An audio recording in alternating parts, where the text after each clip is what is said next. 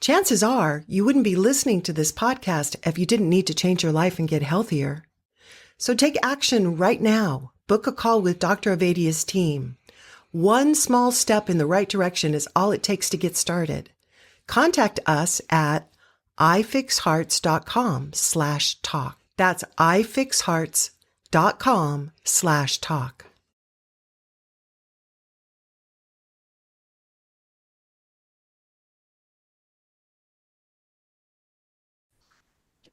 Thanks for joining us, folks. It's the Stay Off My Operating Table podcast, Dr. Philip Ovadia, and we are joined today by Rabbi Evan Moffic. Now, Phil, you don't know this about me, but I'm what do you call somebody who's not Jewish but really is fascinated with Jews?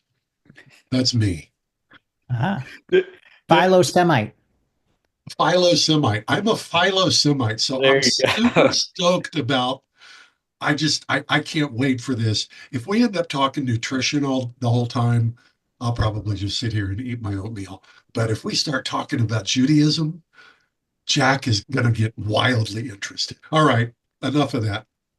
We'll probably get into a little bit of both. I was certainly, I would say, intrigued and fascinated when I came across Rabbi Moffic on social media, and just his handle says it all, the Carnivore Rabbi. With that, I guess I'm just going to actually turn it over to him to give a little bit of his background and how he became the Carnivore Rabbi, because he's certainly the only one that I'm aware of, but maybe there are more out there. Oh, thanks, Jack. Thanks, Dr. Ovadia. Yeah, I don't know if there are any other carnivore rabbis. I know there's a carnivore pastor, but it's been a wonderful journey. I mean, it really started nothing to do with Judaism. It started with health. I started keto, I'd say back in 2018 is probably when I discovered keto. And it was just because somebody I know was doing it and was feeling good and losing weight. And I was not terribly overweight. I was maybe 20 pounds overweight. I exercised all the time, but I'd always, from middle school on, is when I can remember, I always had a stomach ache. I always just never felt 100%. I thought it was just something I'd have to live with. But keto helped enormously. I lost 20 pounds pretty quickly and was just feeling really good. The problem, though, was I'd say probably a pretty addictive personality. When I get into something, I really get into it. And the keto treats were too much. My synagogue is right near this wonderful health food store, and they would carry this keto cookie dough and keto granola. And I couldn't help myself. It wasn't like it was destroying my health, but it was not letting me feel in control of what I ate. And so I saw a couple of videos about carnivore. And I said, I've always loved meat. And this is, I think, 3 years ago now. I said, I'm going to give this a try. And this is not true for everybody, but for me, it was almost instant, wonderful change. I felt brain fog lifted. I'm a writer. Also, I've written a few books, and I would always try to write 500 words a day. I was able to write 1,000 easily. I just had more energy. I started lifting weights again. I started listening to classical music again. I've always loved music, but I don't know, it takes concentration and brain power. And suddenly, out of nowhere, it was 2 weeks after Carnivore, I was like, I want to listen to some Mozart, which is kind of strange. You probably don't get that reaction from many people, but that's what happened. And it just truly was something that really clicked with me. And I've stuck with it. My wife found it odd. My dad's a doctor. My grandfather was a doctor. There's a lot of doctors. But they saw the change that happened, and they supported it. And I've just kept going. Even now, my congregation, they all know, they joke around. Somebody just invited me over for dinner. I make a great brisket, so it's something that's just kind of permeated my life. And social media, in some way, it was twofold. I love to write and teach. So part of it was just my enthusiasm for carnivore. And secondly was I thought I had something useful to say, not being a doctor, not even being somebody who had, a crazy, I lost 200 pounds kind of story, but someone who saw the psychological and spiritual benefits of carnivore and kind of explaining that angle. Other people were doing it here and there, but no one who was really focusing on that. So that's what sparked the channel, and it's still going strong. So unpack those, the psychological and spiritual benefits of carnivore. What are they? I think one thing is a kind of simplicity and clarity. That to me, we have so many choices in life, especially if you are in a Western world, middle class, upper middle class. You go to the grocery store, there's 30, 40 different kinds of soups. There's a zillion different restaurants. There's so much choice, which is great, but it's also overwhelming. And so, kind of having a very clear vision of this is what I want, this is what's best for me, that is psychologically soothing, at least to me. Maybe not for everybody, but to me, it's very soothing. And meat just agrees with me. I feel much calmer. And maybe that's the cholesterol. Maybe it's got a certain kind of therapeutic effect. And the it basically helped me set aside this addictive part of me. I was always able to control it. I've never been addicted to drugs or alcohol or anything like that, but I always felt an urge. Carnivore, when I'm full, sure, maybe I'd take a couple extra bites, but nothing like, when I had carbs. So that I think is the psychology. It's quite satisfying, and it showed me the kind of integration between the body and the mind much more. I think it's interesting that you mentioned just how you felt, because I'm not a committed carnivore, but I have figured out that as a rule, me and vegetables just don't get along. And I mean that literally. My body doesn't like them. And so if I will limit myself to animal products and fruit that's in season, that's about it. I feel better. Yeah. And I think that's one of the things that I don't hear many people talking about how much they deal with intestinal distress because of their all the vegetables they're convinced they have to eat. I feel so much better since I've quit eating all those things that were allegedly good for me. Yeah.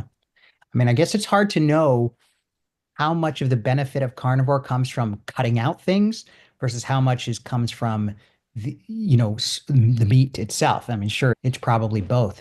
But I think we tend to live with a low level of discomfort and we just kind of get used to it. A lot of people do. It's just how I'm supposed to feel. I'm old, my bones are supposed to hurt. And I think a lot of that is just unnecessary. A lot of it is just from the food we eat. At least that's how I perceive it now. What led you to become a rabbi in the first place? Oh, I grew up with some great rabbis. So my dad is a physician and my mom is a teacher. And I was actually born in Houston. My dad was teaching at Baylor Medical School.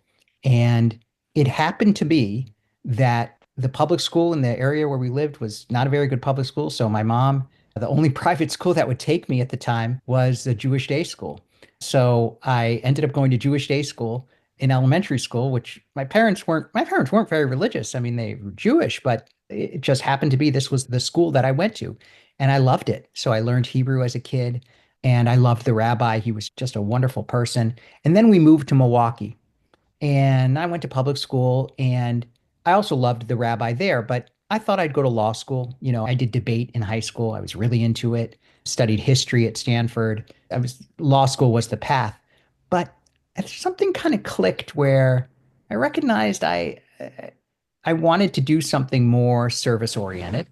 And I knew that I loved teaching, I loved learning, I loved people, and kind of becoming a rabbi sort of combined all of that. And so this was in 2000. I graduated college in 2000. So that's when I decided, all right, this is a path I want to take. And I took a year where I worked for a year in the Jewish community, and I got to meet a lot of different rabbis and learn a little bit more about the career path. And so that it was really just kind of a combination of everything I loved. And I'm fortunate. It's a wonderful way of life. You get to be with people at wonderful times, and then you can help guide them through difficult times. So it's it's not, I'm a Reform rabbi, so I'm not ultra religious. It's not like I, wear a black hat and praying all the time. As Reform is the more modern form of Judaism. So I'm involved in the community. I'm married. I eat out and all this kind of things. But my life is really about just kind of teaching and working with others. And, What can I ask? How you become a rabbi? Yeah, you start, so it's I'm not college. Jewish, so this is all completely new to me. Yeah, you 4 years of college, and this is the reform. In Orthodoxy, the way you become a rabbi is you get ordained by another rabbi. So you have to prove that you have knowledge of Torah, the Hebrew Bible, Talmud, which is commentaries on the Torah. So it's really knowledge based. Being a rabbi was almost the first meritocracy. The priesthood in ancient Judaism was hereditary. If your father was a priest, you were a priest. But to be a rabbi, which was another form of leadership, you had to know the material. You had to be a scholar. And so today you do regular undergraduate college, and then you go to seminary. And so the Reformed Jewish Seminary is in New York, Cincinnati, and Jerusalem. So after college, I spent a year in That's Jerusalem. it. Yeah, and that was incredible. And that was in 2001, 2002. And then I came back and I was in Cincinnati, which is where the seminary was. They've since closed that campus and moved it to Los Angeles. But so then I was there, and it's really just study. It's Bible, Jewish literature, Jewish writings, other rabbinical writings. And then you also have an apprenticeship. You go, like, there are a lot of little tiny congregations in small towns. Like, every 2 weeks, I would go to Lafayette, Louisiana, and I would be the rabbi at a little synagogue there because, they can't afford a full-time rabbi. So they have a student rabbi. So you get that experience. And then, just like anything else, you graduate and you apply for jobs. So different synagogues are hiring, and, you put in your resume, you do interviews. And my wife's a rabbi also. So we knew we needed to be in a big city, so we both can find meaningful work. And Chicago was kind of the perfect combination for us. Yeah. very interesting. One of the things I was thinking about, preparing for this podcast was food plays a fairly prominent role in really a lot of, most religions, I would say. And, a lot of the religious ceremonies are centered around food. Judaism, perhaps more than others, has, rituals and rules around the food. And when you really go back to the basis of these rules, a lot of it had to do with kind of food purity, food quality, as it was. And it's interesting to think about how, now in our modern world, those rules lead us back to, eat whole real food, really, right? The things that keep us healthy. And this knowledge was, again, kind of ancient wisdom, perhaps for different purposes. But how have you kind of thought about that as you've been on this journey, improving your health through food? Dr. Vadia, that's such a good point. And that has actually been somewhat of a challenge because so many Jewish holidays revolve around food. So, for example, Passover is probably the most prominent, where the whole holiday is about eating unleavened bread, and and you have a whole meal where you drink wine, 4 glasses of wine, and you have to eat parsley, and and really these are commanded religious rituals. And every Friday night there's challah, which is egg bread, beautiful egg bread, and wine, and you're supposed to eat it and drink it. And so, in some ways, that has been a challenge for me in avoiding that because I'm pretty strict. I'm a pretty strict carnivore because I know myself. I feel best when I'm very strict. I mean, once in a while, when we celebrated 15 years of me at my synagogue and I had some champagne. So, once in a while, but in general, I'm really strict. I have had to avoid some certain ritual foods. And one of the ways I understand it is there's a Jewish teaching that says you can abrogate, you cannot follow the commandments for the sake of pikuach nefesh, which means saving a life. So, for example, if you're a doctor and you're an modern Orthodox doctor, you're not supposed to go and on a Friday night or a Saturday morning and see a patient or do a surgery. However, if it's life or death, you are permitted to, and it's your job to go do that. In some ways, I, I may be stretching it a little bit, but in order to preserve my health, my life, I don't eat bread. I won't drink wine. And once in a while, like at Passover, I might have a tiny little piece of matzah, just symbolically. But that has been a challenge. But on the philosophical level that you pointed out, how food was a source of purity and a source of health and in some ways community building, I really do think carnivore fits that. It is it is about restoring us to a certain whole state. And I think that's partly what the dietary laws in Judaism were about. It was about bringing us to that state of purity. Purity, not simply, health purity, but in Judaism was ritual purity. But I think carnivore does serve that same purpose. There's a certain kind of separation, and I'm not using that in a negative sense. I'm using it more as a tool for your identity, yourself, your health.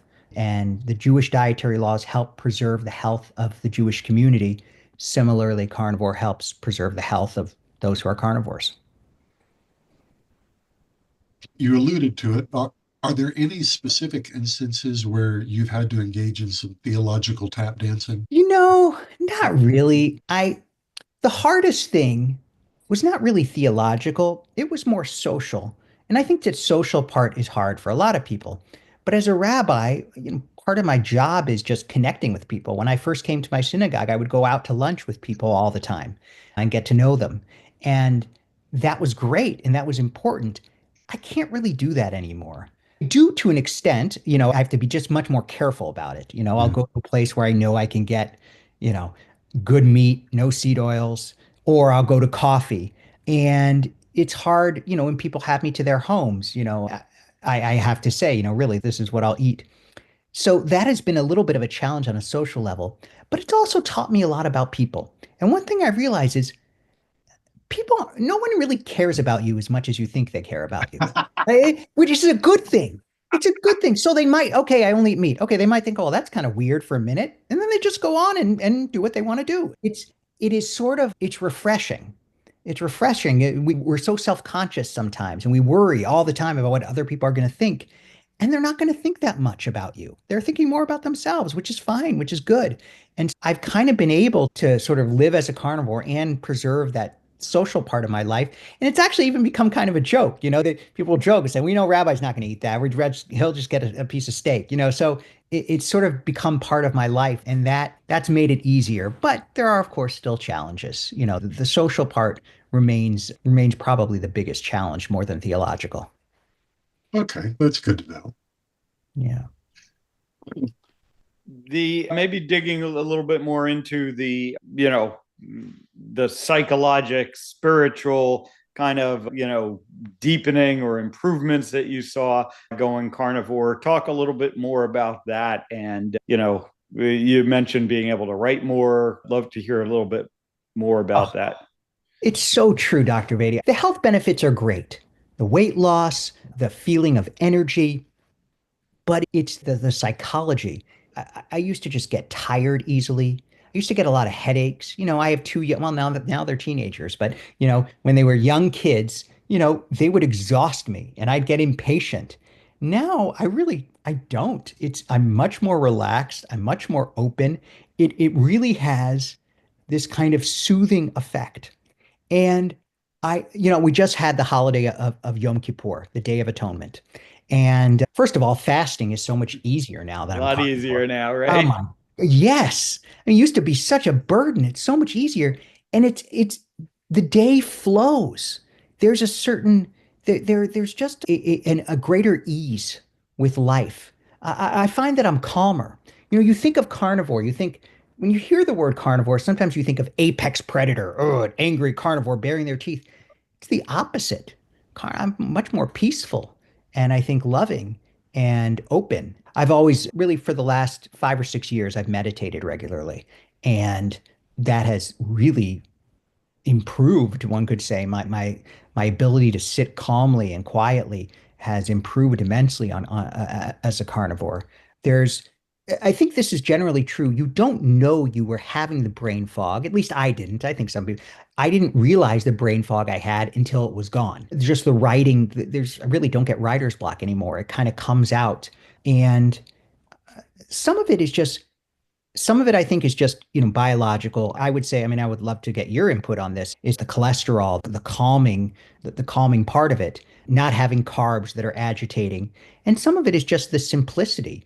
I'm not worrying about what I'm going to eat. When you go on vacation, I don't know, maybe this is just Jews, but go on vacation, much of the conversation revolves around where are we going to eat? Is it going to be this place, that place? They're going to have this, they're going to have that. I don't think about that much anymore. I mean, I have to worry about, do I have my carnivore bars? Do I have this and that? But I don't worry about what I'm going to eat. And that is a nice burden to be lifted.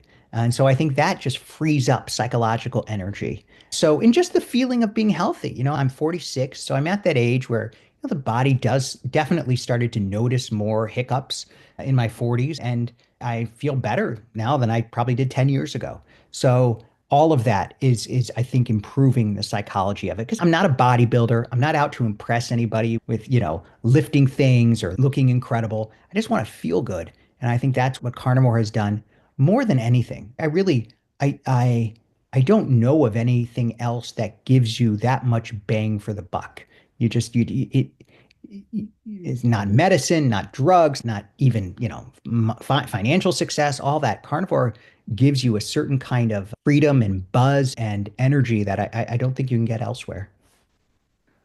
Yeah, I mean, I would certainly agree. And, I've commented and noted, that just with the, what I have to do in my daily life, the noise around food, removing that does make it a lot easier. And, again, whether it's kind of what you're taking out and, avoiding those sort of up and downs with the sugar and the carbohydrates, whether it's giving your brain more of the fat and the cholesterol that plays such a prominent role. I think all of it, leads to a good place. And I think many people are pleasantly surprised by that, right? They come to it for the physical health, and the mental health aspects of it end up being quite the bonus. Yeah. And I'm so grateful for you and other doctors because, I come from a family of doctors. As I said, my grandfather, my father, and this is not what's commonly taught, as anyone would tell you. And I have a great internist. He's a wonderful guy, and he's supportive of me, but this is not something he would ever encourage. But he's seen how I used to always complain to him about stomach problems. He would say, maybe you have IBS, maybe this and that. They're gone now. And my weight is right. And so I think that you having doctors like you on just a confidence level helps people like me who really respect doctors. I mean, there are some people in the carnivore community that are anti-doctor, and I can't stand that. People say, I never want to see it. That's not how I am. That's not how I was raised. But knowing that there are people who are really understand the body, understand medicines, and see this as a positive choice is really affirming. Now, obviously in your role as a rabbi, people come to you for guidance on many different things, I'm sure. And I'd imagine, this probably comes up, right? If people are coming to you and they're talking about health challenges or, whatever it is, they've noticed your transformation. And, as again, you're fairly public about this. So how does that usually play out, when you're, how much do you guide people towards carnivore? How much do you talk about it? How receptive are they to your, when you bring this up? Honestly, I don't guide too many people. I mean, I'm open about it, but I don't push it because I found that people have to come to it on their own. The best thing I can do is be a model, that I can show what I eat. I can show how it's helped me, but people have to make their own choices, especially when it comes to food. It's so personal, and people have so many. I mean, I never thought much about food. It really started with my daughter. She's 17 now, but I think it was about 10 years ago, maybe 8 or 9 years ago, when she got diagnosed with celiac. And so we had to really reframe everything we did in the house. I had never thought about diet really at all until suddenly. And that is what opened up this sort of alternative world to say everything we're eating, maybe that isn't exactly right for our bodies. So I think that our diet journeys are so personal that it is hard for me to give advice. Now, if somebody says, "Do you think carnivore would be good for me?" which people have said, I say yes. I mean, most of the time, I can't think of a time I didn't. So I will affirm it, but I don't try to prescribe it as something because, first of all, a lot of people just can't stick with it. I mean, you know that. I mean, we've gone out to dinner with couples and they'll say, "Oh, wow, you look great. I'm going to try it." And they'll do it for 3 days and then boom, they're not, so it's very hard for people to stick with it. And, sometimes people have so many other issues that what I'll often do, to be honest, if someone's interested, I'll refer them to your videos, to Dr. Chafee, Dr. Berry. I will encourage them to explore it themselves so that they feel the confidence to try it. What was the hardest change for you going for carnivore? And I'm really interested in just personally, what was the one or two things that you found the most difficult? I think we had rituals around food in my family. My wife and I would go out to lunch a lot, because we lived right by the synagogue. And so I was able to come home a lot during the day if there was nothing going on. And she worked from home at that period. And so we would often go out to lunch. And it was a great sort of, before the little kids got home, we had to deal with all that kind of stuff. So it was a part of our life to go out. And that pretty much stopped. And that's been hard. I mean, we're at a different phase of life now. Just being around people at the synagogues. Now, after services on a Friday night, we have something called oneg, where people just socialize and eat food and cupcakes and cookies and fruit and so forth. And I used to enjoy that. I would have a cookie and talk, and I don't do that anymore. Those kinds of little social rituals, I do miss. Those were hard. And I don't want to I don't want to, I'm an optimistic person, so I constantly reframe things, So to me, I was looking at food as entertainment in that way. It was something that was giving me joy and pleasure. And I've sort of reframed how I look at food. I don't see it that way. I see it as fuel. Now, I love a good steak. I love good meat. I love eating. I love eating a great meal, but I don't look at it as an emotional, you have a cookie and you feel better. I don't look at it that way. I'd rather just meditate or go for a walk or something like that. Or so that I giving up the food as entertainment was a sacrifice, but it's a one that I'm glad I was able to make. You mentioned meditation a couple of times now. How has this change in your diet affected your meditation?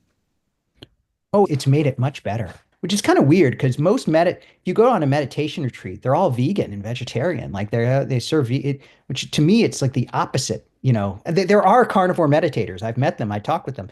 I've gone on a retreat and brought a lot of carnivore bars. So they are there, but the whole ethos is vegan. But to me, it's wonderful when the mind is calmer and less agitated. That's what we're aiming for. That's the state of mind to kind of relax and luxuriate in.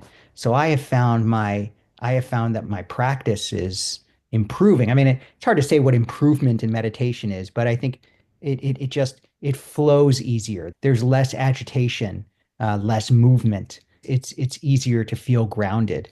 And so it's definitely been a net positive. I want to drill down into that just a little bit, Yeah. because I am a long time attempting to learn how to meditator It's hard. and still would not remotely say I'm remotely any good at it. So when you say that it, it's better, I want to try to understand what you're saying. My experience of trying to meditate is my monkey brain. If I sit down to be quiet, that is the moment that my monkey brain decides that it is time to find out everything there is to know about everything, everywhere, immediately. And anything that could help me to just, I, there's times I just want to say to this thing up here, shut up. Yeah. Can you just shut You're up? judging Just yourself. You don't want to judge 5 minutes. yourself. It's very hard. All it takes is practice, though. All it takes. I did what happened. It's an interesting story.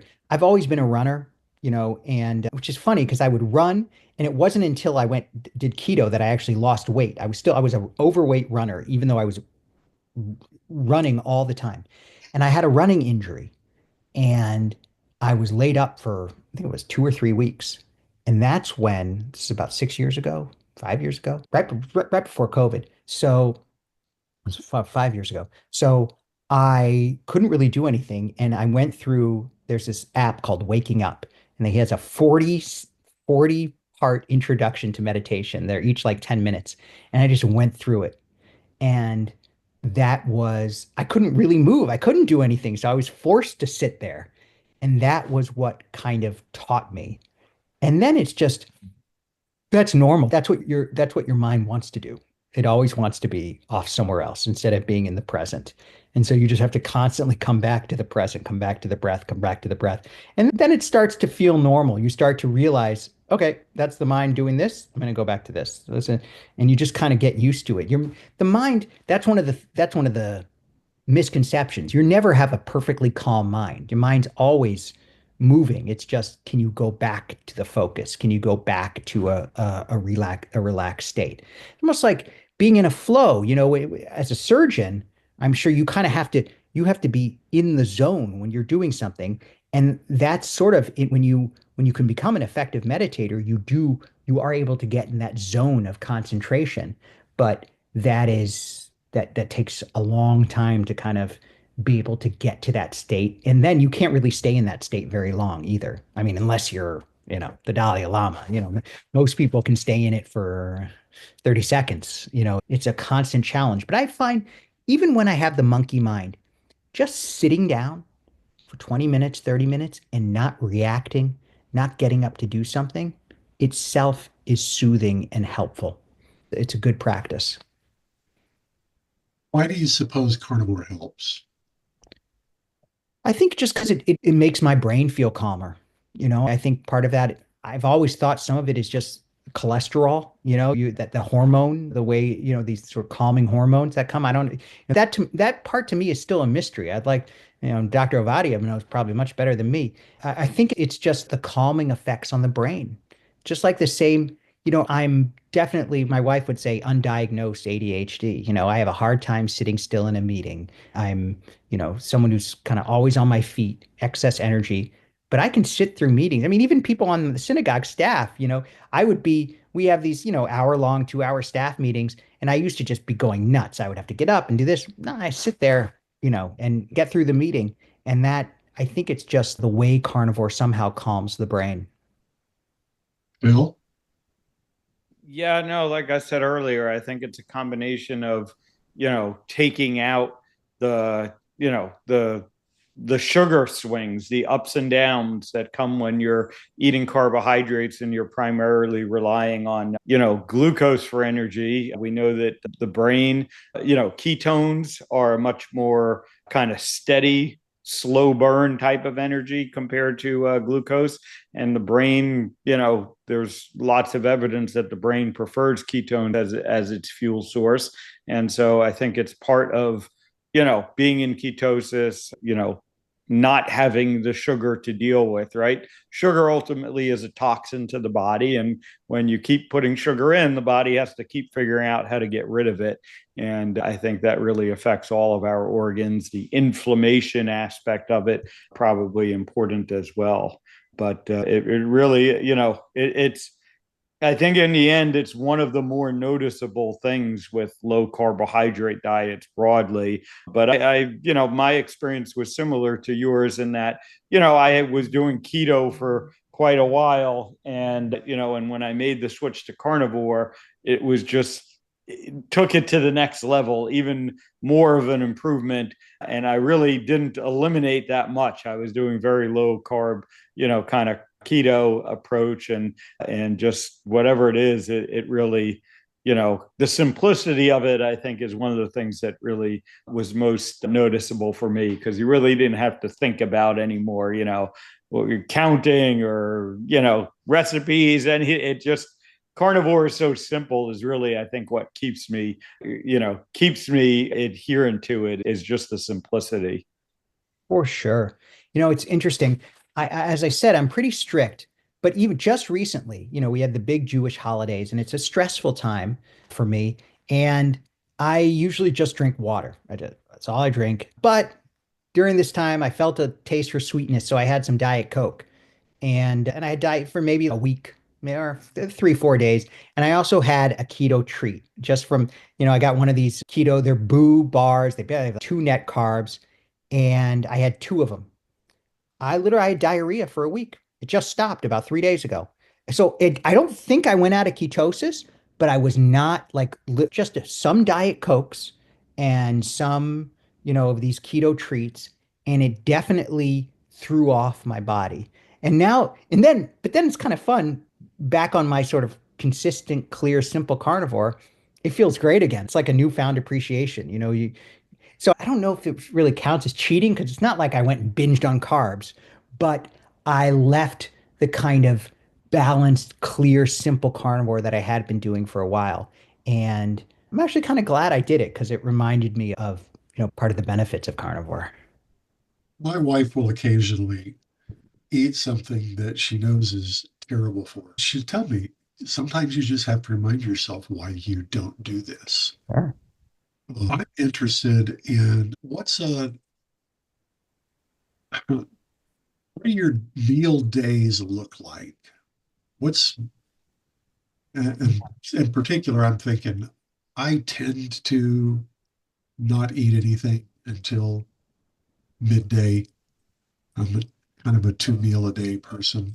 I'm just interested in how you do it.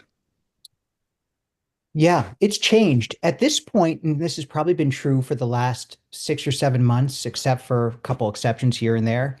But I really am eating mainly 1 meal a day, midday, like 2 or 3 o'clock. I'll have a big meal, meat, maybe 2 pounds. Maybe I'll have some carnivore crisps with it or a carnivore bar. And then sometimes that's it for the whole day until the next day. Sometimes, though, if I've worked out hard or I've just had a really busy day, at night, maybe I'll have, you know, maybe a carnivore bar or some eggs or, a little bit of meat, not a full meal, but I'll have something. I used to kind of think, probably the first few months I was doing this routine, I said, it's important to fast. I want to get in that fasted state. That's not that important to me anymore. I don't feel like I actually don't want to lose any more weight. I'm kind of, I think, at the ideal weight that I wanted to be at. And, I'd rather err on the side of eating a little too much than not enough now. So it's typically 1 meal a day and then uh, intuitively follow. If I'm hungry at night, I'll eat something. And that's kind of been my routine, I'd say, for the last 9 months or so. I see that you've got a YouTube channel, Yeah. and I will confess I did not start my research soon enough to start watching any of your videos. But tell us a little bit about what you're doing there. A lot of it was sort of the psychological effects, talking about one video I did that was fun is I talked about how intuition improves on carnivore. You're more in tune with your body and your mind. There's a certain kind of clarity. I talk a lot about simplicity, the kind of stuff that we talked about. My most popular video, though, that's really got me, I don't know, 10,000 subscribers. It was is a video I did about Vilmar Stefansson, the Arctic explorer who kind of invented the modern or was the first to write about the modern carnivore diet. And I studied history in college. I love history. I love I love the historical and philosophical aspects of carnivore. That's just, the health stuff is interesting, but I know that there's so many people who know so much more about that than me. It's the people and the history and the philosophy of carnivore that is just so fascinating to me. So I talked about Stefansson and his life, and he actually did a whole carnivore experiment for a year. I think in 1927, 1928, and it was written up in JAMA. And he ate meat for a year and it was incredibly successful. So I talked about that experiment and that video did really well. But most of them are really just sort of about the psychological effects of it. And sometimes I talk about controversies, though those kinds of videos are always popular. Say, look at this news story that lies about carnivore. Part of it is, I think when you are a carnivore, I don't want to sound like a conspiracy theorist because I'm not, but your eyes open to a lot of the misguidance, the misconceptions that we've been taught. I mean, the food pyramid being a great example of it. And some of the crazy things, how Coca-Cola pays high schools, hundreds of millions of dollars to have soda machines. And the schools, I can't blame the schools for taking it. They need the money. I don't blame them, but it's addicting kids at a young, and so your eyes are open to all this sort of invisible corruption in the world. And so I think so sometimes I make videos about that and about where you can see more clearly. And that those are always great and those are fun to research and talk about. And again, I'm not trying. I have learned one thing, I forget who told me this, but it's always been proven true is people generally don't change except out of desperation or inspiration, and mostly out of desperation. Some people are really inspired. They see something and they really, oh my God, but most people won't really change unless they absolutely have to, like they're going to die or they got a cancer scare. So it's I'm trying not to persuade. I don't want to persuade people, tell them they have to do this.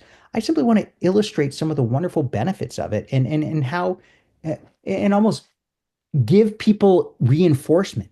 This is one of the reasons I watch carnivore YouTubes all the time. My wife jokes with me, haven't you heard that 1,000 times? You're watching more carnivore videos? She just, all this already. I say, yes. But because we live in a world that's the opposite of carnivore, we need the opposite message. We need to be reinforced. We need that almost social support and affirmation to get through it. It's, human beings are social animals. We are affected by what other people say around us unconsciously in so many ways. So we need to hear that carnivore message over and over again. So in some ways, my YouTube channel is my contribution to that. A lot of people already know the things that I'm saying, but to hear it again, to hear it with my own angle, my own life experience, I think can be helpful. Yeah, I know that's true. I'm part of a community of people that are all extremely good at what they do. And I'm occasionally asked to write pieces for it. And I think I have nothing to contribute to this community. Then I remind myself that I bring a particular angle that nobody else brings, even if they know more than I do. They don't come at it from my angle. So I'm still not writing as much as I know I need to. Okay.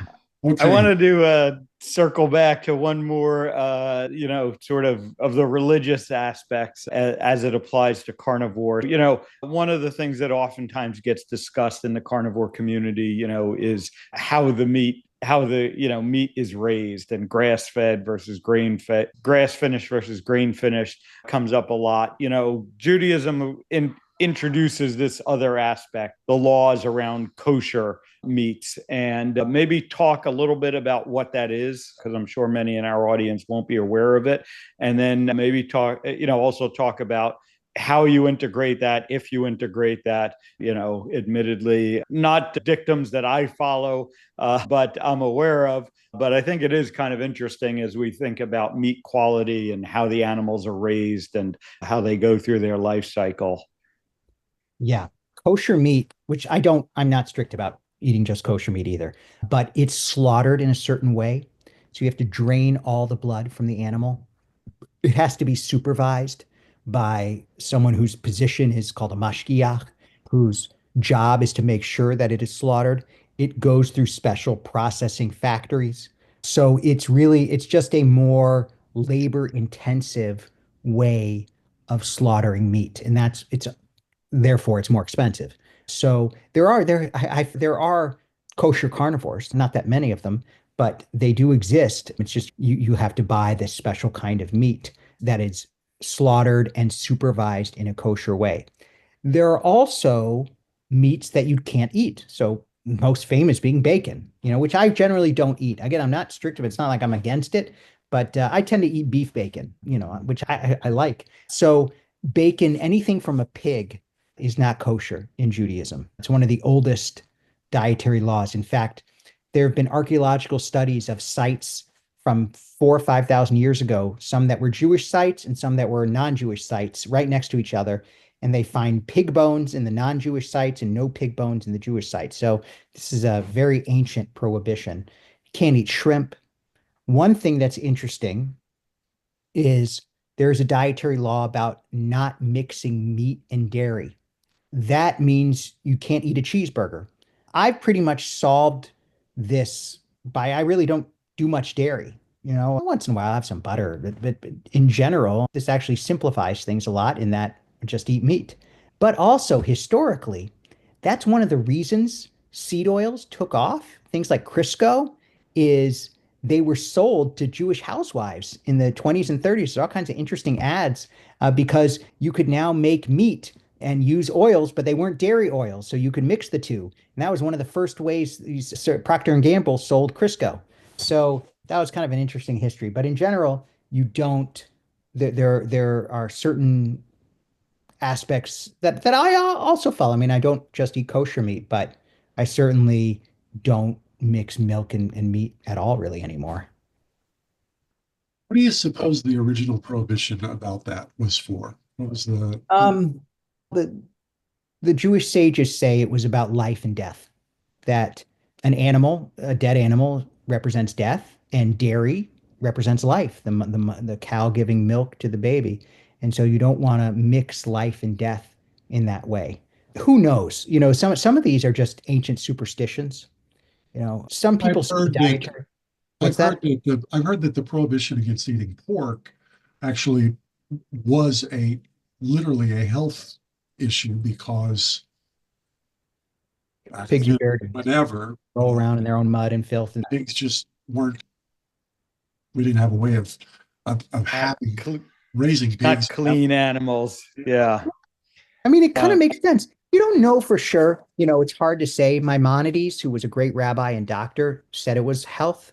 But if it was for health reasons, maybe there could have been some other things too. So it's kind of unclear, but I certainly think the way pigs are naturally play and things, is not something associated with cleanliness for sure.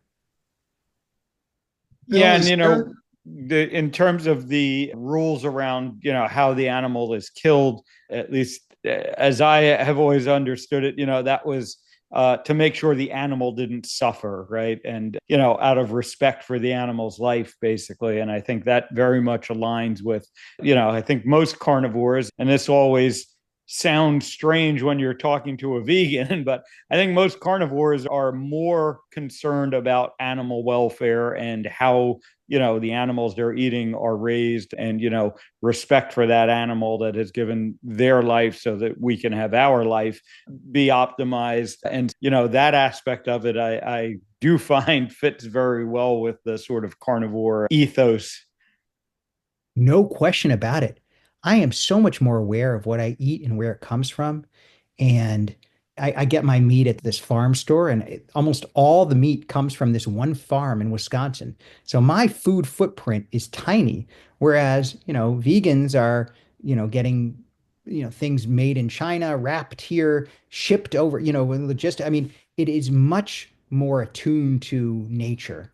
And there's a wonderful book that the vegetarian myth, which talks about how truly a vegan and vegetarian diet destroys so many more species and fields than carnivore. I mean, again, this is sort of opening your eyes to things that are almost the opposite of what we're taught. That book did that for me. what was that again? Called The Vegetarian Myth by Lierre Keith. Yeah, it's a great book. Vegetarian myth. All right. We'll make sure that shows up in the show notes. Haven't heard that one before. Yeah, it's a good one. Yeah, definitely. I mean, this has been a fascinating discussion. And definitely, like I said, I was eagerly anticipating it. But tell people they want to learn more, they want to follow you. We mentioned that you have a YouTube channel, but where can they connect with you and find you? Absolutely. It's YouTube, Carnivore Rabbi. You You can also email me, carnivorerabbi@gmail.com. Happy to talk to anybody. And I can't tell you what an honor it's been, Dr. Vadia and Jack. I've been a fan of watching your videos. I know you're going to be in the documentary with Carrie, which I'm so excited about. And this is something that, to me, in Judaism, there's the idea of tikkun olam, repair of the world.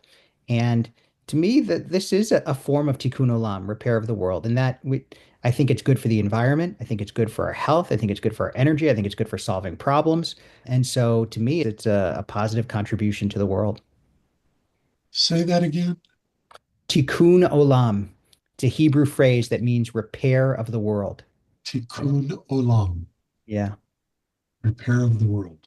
I'll tell you what, he's going to be embarrassed by this, but Phil Ovadia is definitely making that kind of Sure. incredibly positive difference. It's extraordinary I get to see behind the scenes, and there's good stuff that is happening. Good for the world, good for people. Our guest has been Evan Moffic. Moffic. Say it again. Moffic. Moffic. I don't have it in front of me. Okay. This has been Rabbi Evan Moffic, the Carnivore Rabbi. You can follow him on YouTube, on X, and we'll make sure that links to all his stuff is in our show notes. Thanks for joining us, Bill. Appreciate it. This was fun. This was definitely a good one. All right. Thank you, guys. Appreciate y'all joining us. We'll talk to y'all next time. Chances are you wouldn't be listening to this podcast if you didn't need to change your life and get healthier. So take action right now. Book a call with Dr. Avadia's team. One small step in the right direction is all it takes to get started. Contact us at ifixhearts.com/talk. That's ifixhearts.com/talk.